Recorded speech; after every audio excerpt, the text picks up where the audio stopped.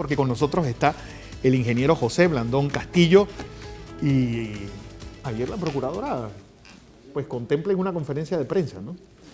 Buenos días, Fernando. Buenos días a toda nuestra audiencia. Hombre, voy a comenzar con 3 noticias agradables. Eso es. Primero, mis felicitaciones a la hermosa Erika Enders, talentosa panameña, que ganó un Grammy Latino. Un Grammy Latino. Y a nuestro amigo y compositor Omar Alfaro, que también ganó un Grammy Latino. 2 talentos que demuestran la gran capacidad intelectual que tiene nuestro país.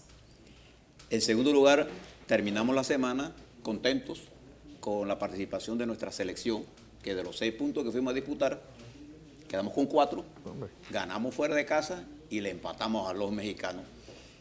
Y lo que más me gustó es que lo dejamos bravo. Eso fue lo que más me gustó. Y en tercer lugar también escuché el amplio programa que para las Navidades prepara la Alcaldía de Panamá. En tradición a aquellas acciones que la alcaldesa Mayín Correa comenzó, va a haber espectáculos, incluso en los pueblitos que fue olvidado, y en todo el distrito capital. Creo que son 3 noticias, agradables.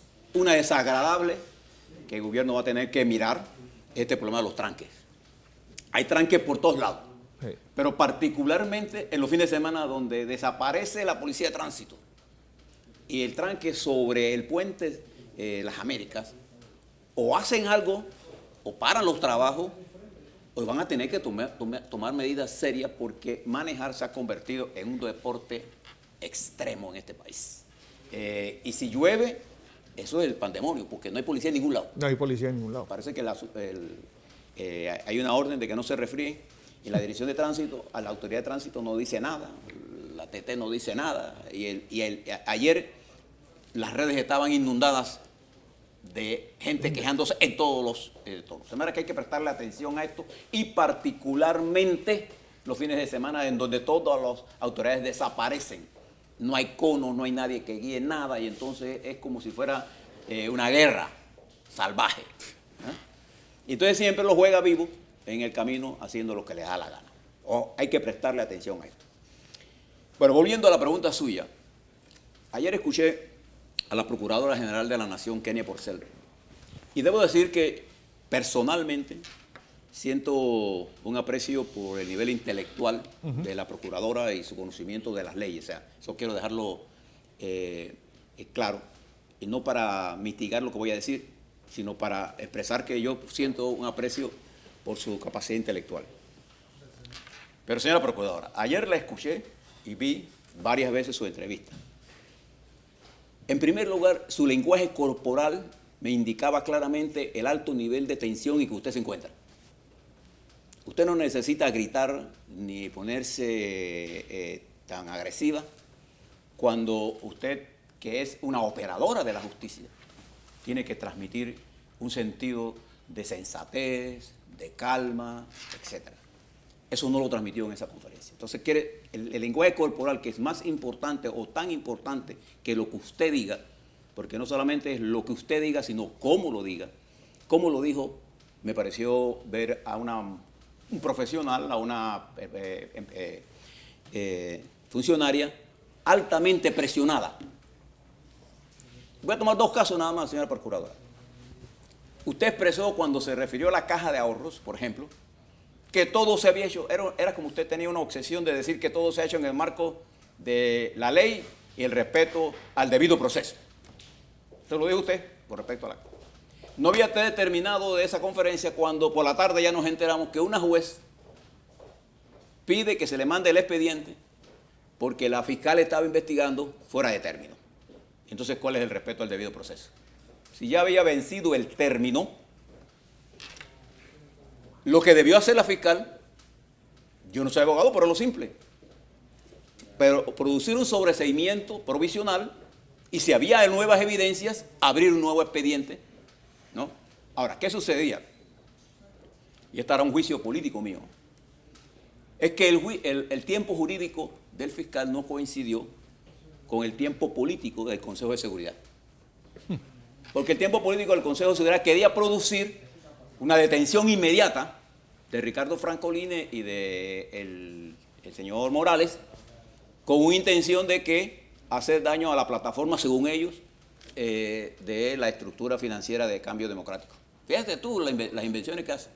Y se produce todo este accionar fuera del término que marca la ley. Esa es la primera cosa. La segunda cosa es que todo lo que se hace con respecto a la caja de ahorro, y usted lo sabe perfectamente, bien, señora procuradora, no se ajusta a la ley. ¿Por qué razón? La caja de ahorro es un banco de licencia general cuya supervisión no está en manos de la Contraloría General de la República para efectos de cómo se maneja el banco, sino de la Superintendencia de Banco. Y la Superintendencia de Banco no ha emitido ninguna declaración en contra de lo actuado en el banco, la caja de ahorro, perdón. Y ordenan detenciones, y le escuché una vez decirle a usted que estaba pidiendo las auditorías de la Contraloría General de la República. Bueno, no son las auditorías de la Contraloría General de la República que usted necesita la declaración de la Superintendencia Bancaria. Entonces se violaron claras disposiciones. Eso es un hecho jurídico. Pero no solamente eso.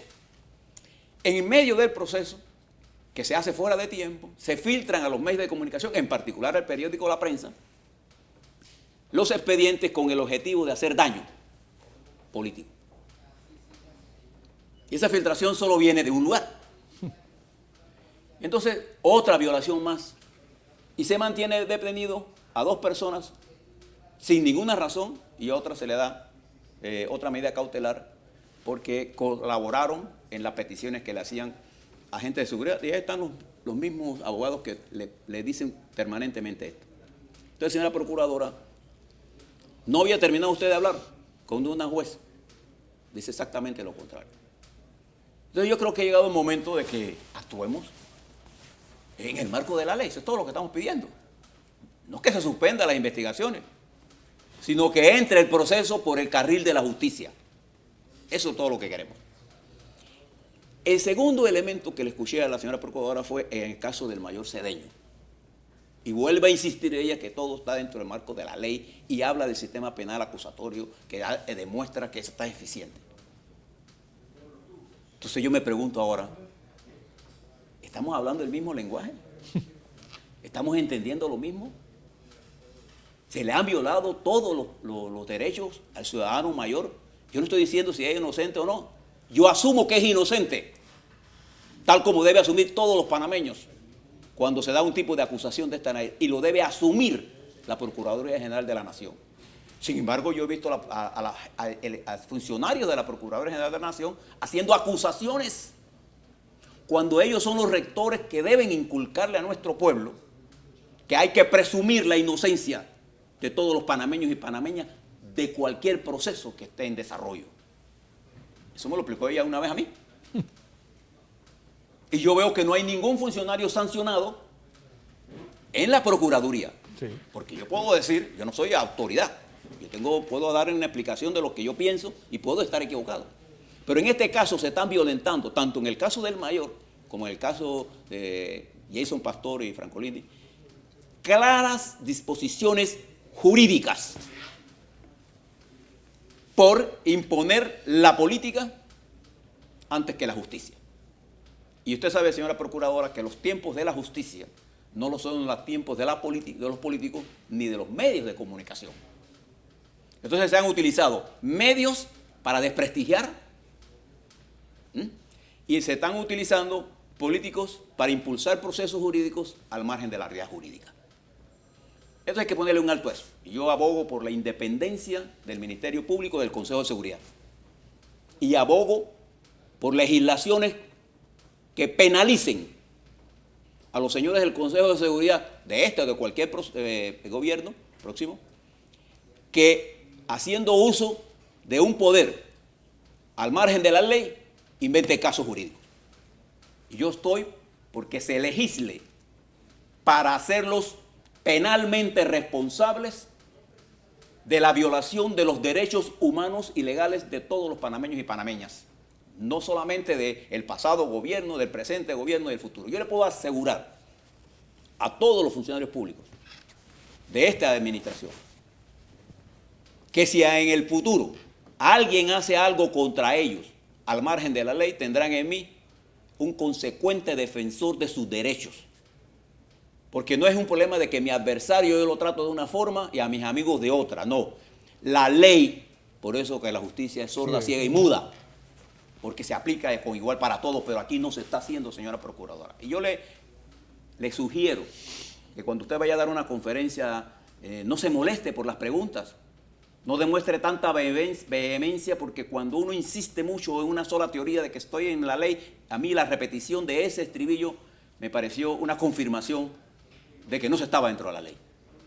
Yo no tengo que decir que soy brillante si soy brillante. Sí.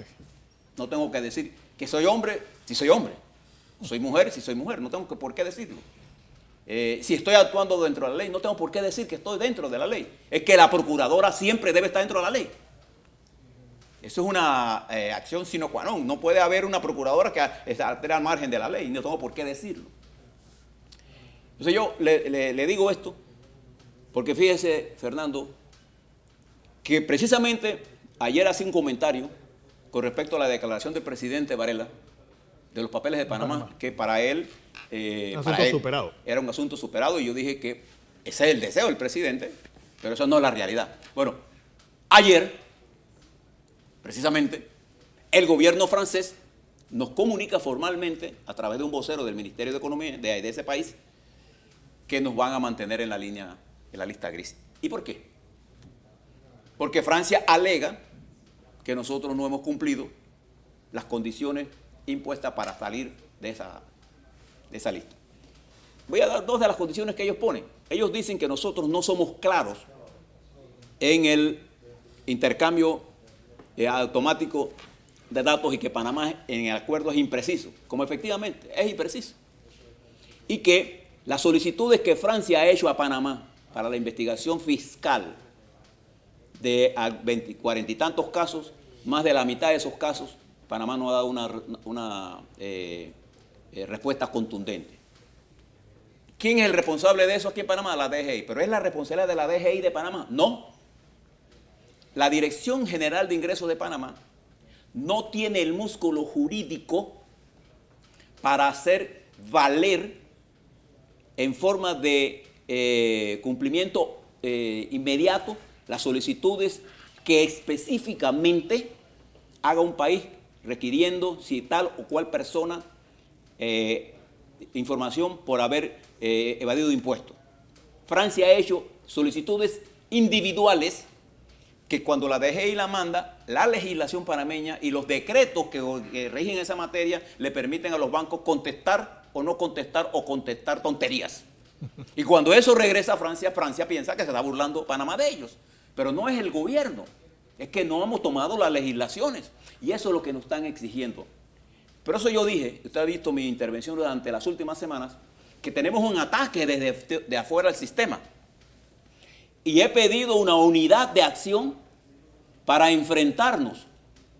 Porque eso es malo, que Francia nos ponga en esa lista, sí es malo. Pero con nacionalismos chauvinistas, mandando a freír espárrago al señor presidente de Francia, no vamos a resolver el problema, porque mañana puede ser cualquiera de la derecha francesa o de otro partido y va a tener la misma posición, porque la estructura francesa, la institucional francesa es unitaria, ahí no hay cambio, eso está profesionalizado. Hay serias preocupaciones en el mundo con respecto a nosotros. Y ayer también el señor Stiglitz, el miércoles, y que tuvo resonancia mundial, habla sobre los papeles de Panamá. Entonces, lo que quiero plantear con todo esto es que si nosotros no enseñamos la justicia y si nosotros no encarrilamos los casos, y no estamos diciendo que no se hagan las investigaciones, porque el simplismo de los call centers inmediatamente cae, bueno, estamos aquí, no, nosotros queremos que se hagan las investigaciones, pero en el marco de la ley. Si ya se venció un tiempo y el tiempo avanza.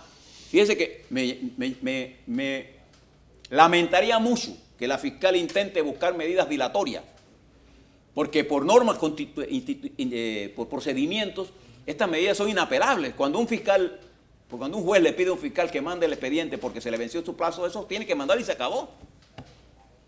Pero la fiscal sabía eso. No hay que ser, yo no soy abogado, pero eso es una norma.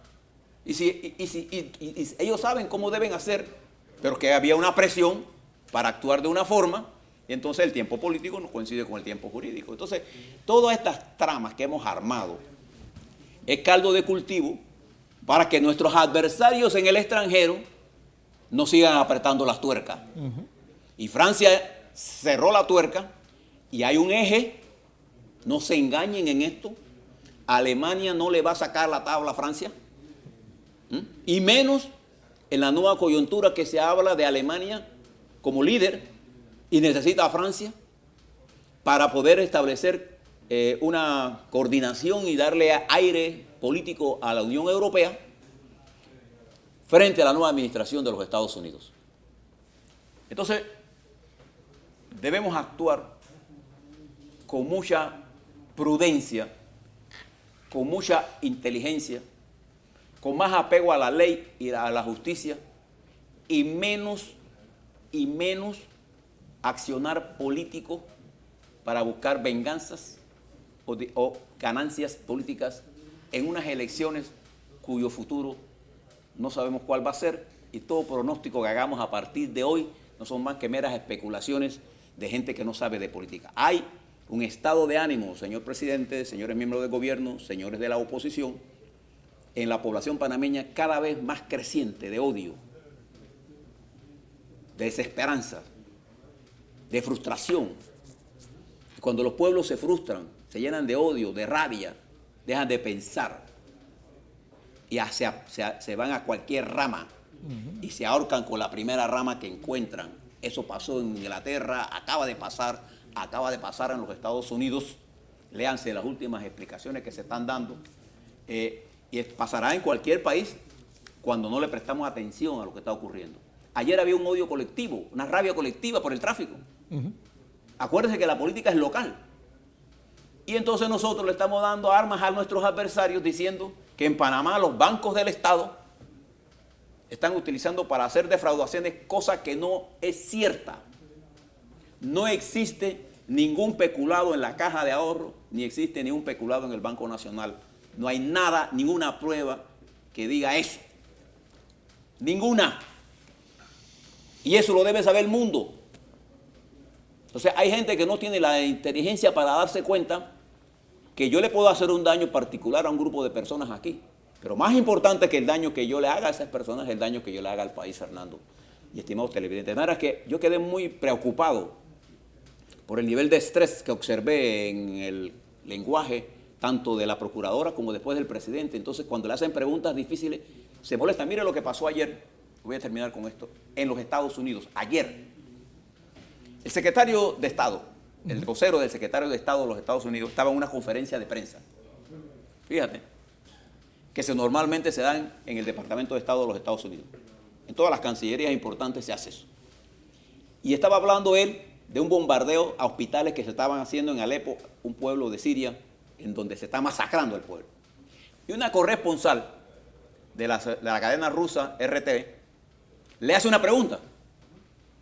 Señor secretario, señor oficial de prensa, ¿a qué hospitales se refiere usted? ¿Cuál es su fuente? Y el hombre perdió los estribos y le ha dicho 4 barbaridades a la periodista esta.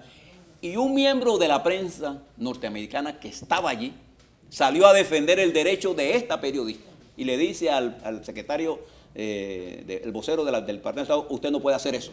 Ella tiene el derecho de conocer esto y usted no la puede tratar así. Y él llegó a decirle que él no pensaba que ella era periodista de la misma categoría que los demás.